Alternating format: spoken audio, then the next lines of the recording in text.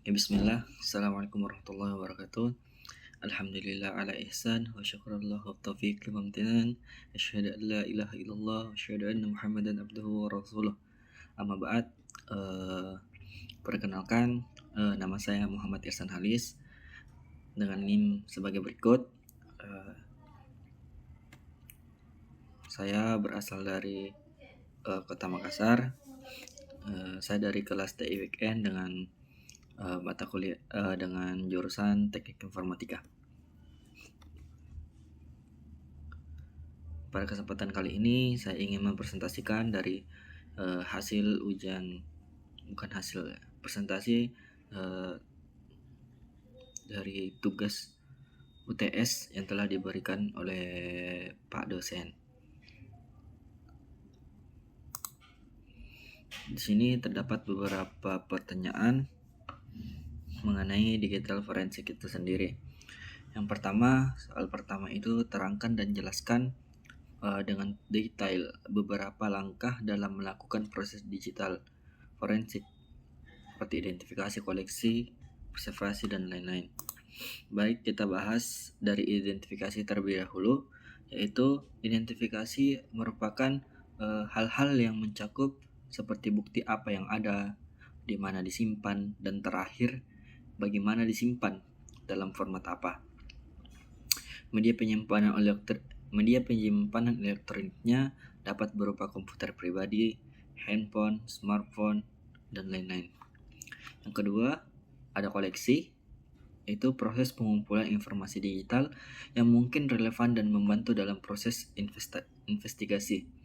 Pengumpulan ini dapat berupa pemindahan perangkat ESI dari tempat kejadian. Kadangkala juga dilakukan imaging, penyalinan percetakan dari perangkat ESI. Ketiga, ada preservasi, yaitu memelihara dan menyiapkan bukti-bukti yang ada, termasuk pada tahapan ini melindungi bukti-bukti dari kerusakan, perubahan, dan penghilangan oleh pihak-pihak tertentu.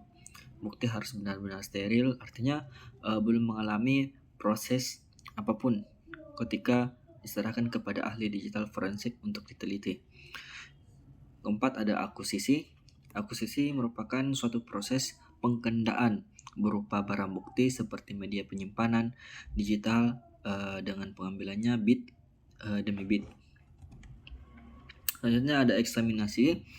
Eksaminasi tahap pemeriksaan itu tahap pemeriksaan data yang dikumpulkan secara forensik, baik secara otomatis atau manual, serta memastikan bahwa data yang didapat berupa file tersebut asli sesuai dengan yang didapat pada tempat kejadian kejahatan komputer. Untuk itu, pada file digital perlu dilakukan identifikasi dan validasi file dengan teknik hashing. Terus ada analisis. Pada langkah analisis ini, agen investigasi merekonstruksi fragmen data dan menarik kesimpulan berdasarkan bukti yang ditemukan. Namun mungkin diperlukan banyak loop atau pengulangan pemeriksaan untuk mendukung teori kejahatan tersebut. Yang terakhir ada pelaporan. Menguraikan secara detail laporan penyelidikan dengan bukti-bukti yang sudah dianalisa secara mendalam dan dapat dipertanggungjawabkan secara ilmiah di pengadilan, di mana semua terminologi yang diabstraksi harus mengacu pada detail yang terbilang spesifik. Kita menuju ke pertanyaan kedua, yaitu mengenai terangkan dan jelaskan tentang kasus cybercrime Bangladesh Bank Robbery. Penjelasannya seperti berikut. Jelaskan kronologisnya, kapan terjadinya, perangkat digital apa yang dipakai, dan peran digital forensik dalam menangani kasus tersebut. Terakhir, lesson learned-nya. Baik, kita bahas yang pertama, yaitu kronologisnya. Kronologisnya itu terjadi transaksi tidak dikenal berupa perintah menarik uang senilai $951 juta dari rekening mereka di Bank Federal New York. Kapan terjadi? Yaitu 7 Februari 2016. Transaksi itu dieksekusi pada Kamis 4 Februari 2016 pukul 8 malam waktu Bangladesh, saat di New York masih waktu setengah hari. Perangkat digital yang digunakan yaitu Gmail. Peran DFS sendiri itu menganalisa dan mengumpulkan bukti-bukti yang ada melalui transaksi baik itu Gmail dan lain sebagainya. Yang terakhir itu ada listen learn, agar sini kita diperingatkan untuk agar selalu berhati-hati dalam proses transaksi secara digital. Kita menuju ke pertanyaan berikutnya, yaitu pertanyaan nomor 3. Jelaskan hal-hal yang terkait dengan hard disk. Seperti sebagai berikut, itu komponen utama hard disk, jelaskan tentang track, sektor, cluster, melengkapi penjelasan dengan gambar, apa yang dimaksud dengan slack space, dan terakhir kenapa file yang sudah dihapus pada hard disk masih bisa dibaca dengan tools tertentu.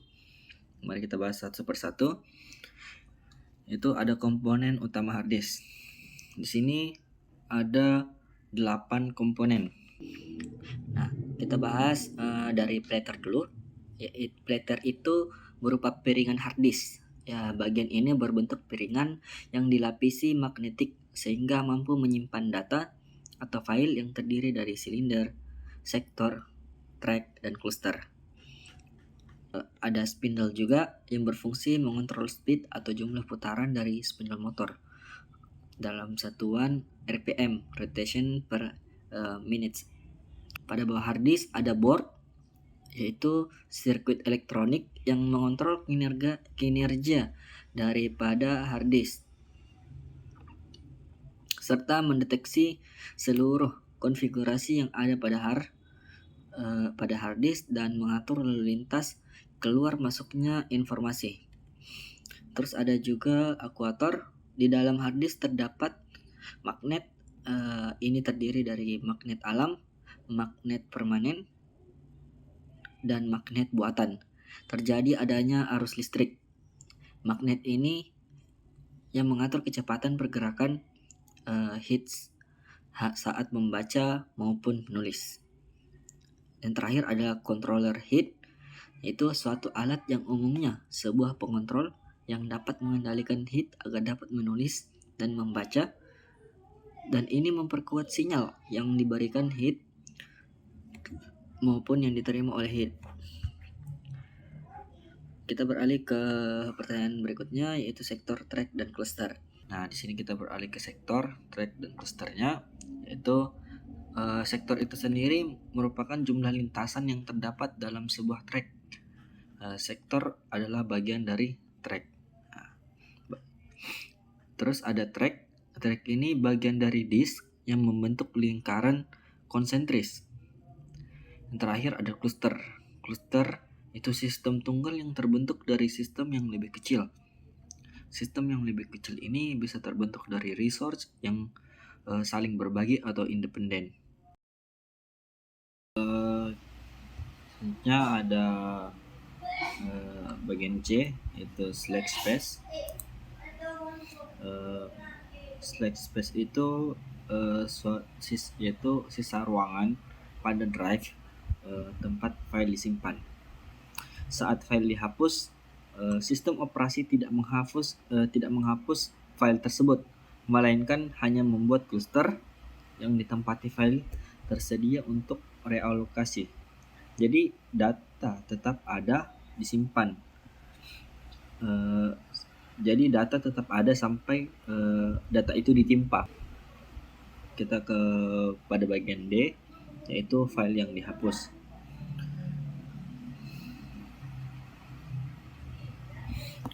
Di sini ada beberapa kesalahpahaman yang umum yang menganggap bahwa saat kita menghapus sebuah file, maka file tersebut akan terhapus sepenuhnya dari hard disk komputer. Faktanya adalah bahwa setiap kali file dihapus pada hard disk, ternyata file tersebut tidak benar-benar terhapus. Sebaliknya, hanya nama atau entry file yang berfungsi sebagai penunjuk lokasi file yang dihapus pada hard disk.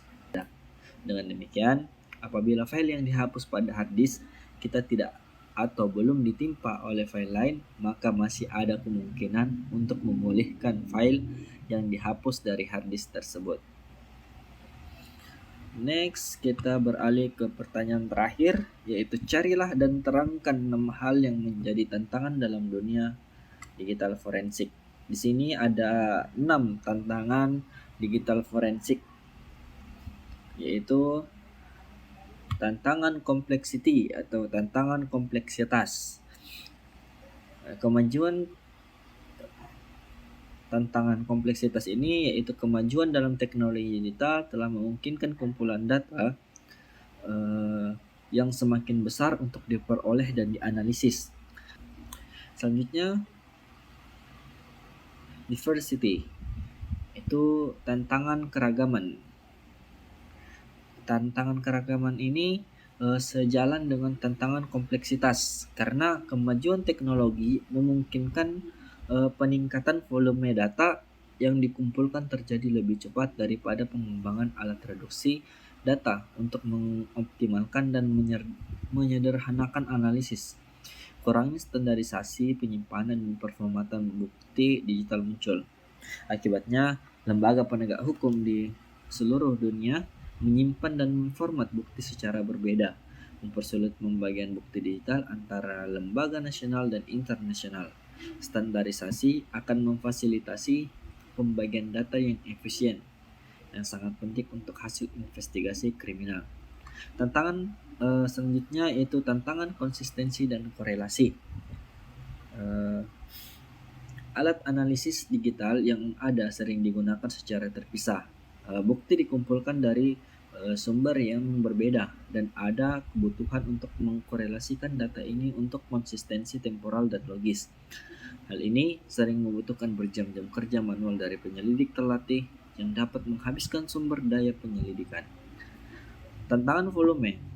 Seiring bertambahnya jumlah perangkat dan volume data, bidang forensik digital dihadapkan pada masalah volume. Sekarang lebih dari sebelumnya, penyelidik dapat mengumpulkan volume data yang belum pernah terjadi sebelumnya. Kelima, ada unified timelining, yaitu tantangan garis waktu terpadu. Tantangan besar kelima dan terakhir yang saat ini dihadapi bidang forensik digital adalah tantangan waktu terpadu. Ini muncul ketika beberapa sumber menyajikan interpretasi stempel waktu yang bertentangan, referensi zona waktu, dan kemiringan atau pergeseran jam. Terakhir adalah tantangan emerging, atau tantangan yang muncul. Nah, ini berpotensi ancaman terbesar untuk direncanakan di masa depan forensik digital, yaitu potensi pelanggaran keamanan karena lebih banyak data disimpan dalam layanan berbasis cloud. Ada peningkatan ancaman pelanggaran keamanan dan serangan dunia maya. Setiap perangkat IoT menghadirkan peluang untuk kejahatan dunia maya. Sebuah laporan baru-baru ini menemukan bahwa rata-rata rumah tangga menghadapi rata-rata 104 ancaman keamanan dunia maya setiap bulannya. Ancaman potensial lain yang membayangi forensik digital ialah kesenjangan pengetahuan yang berkembang. Ilmu forensik telah berkembang pesat dalam waktu singkat. Oleh karenanya, ada kebutuhan mendesak untuk meningkatkan keterampilan mereka yang saat ini bekerja di lapangan untuk memastikan bahwa para pekerja memiliki pengetahuan dan keahlian untuk melaksanakan analisis forensik secara efektif.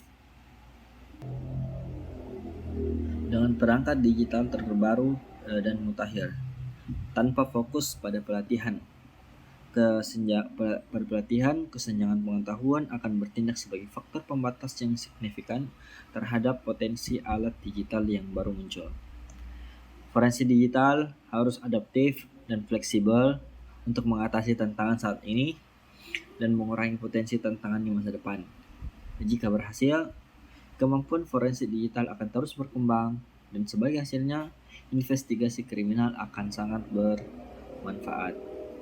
Sekian dan terima kasih. Assalamualaikum warahmatullahi wabarakatuh.